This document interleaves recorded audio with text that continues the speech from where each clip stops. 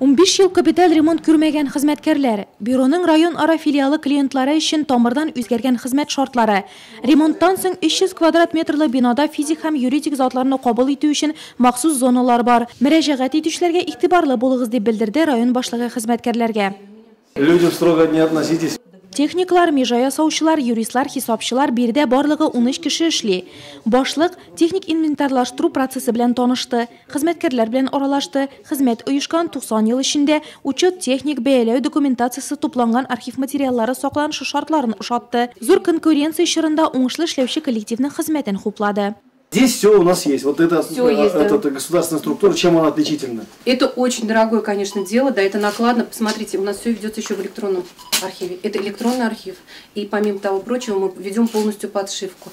Это занимает время, это деньги большие, но у нас в любой момент подними, у нас вся история есть, вся история, вот, например, какого-либо дома, какого-то здания.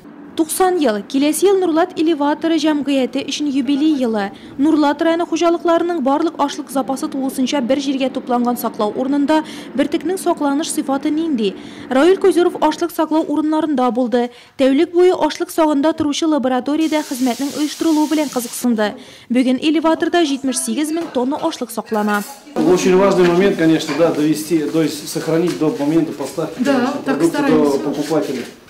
Ваша задача основная в этом заключается. Матур һәм зияуклы. Совет урамындагы корылган яңа бизнес үзәкне караганда район башлыгы шундый нәтиҗә ясады.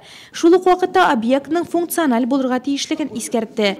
Бүген Раил Козеров Нурлатский деликатесы предприятиесендә дә булды.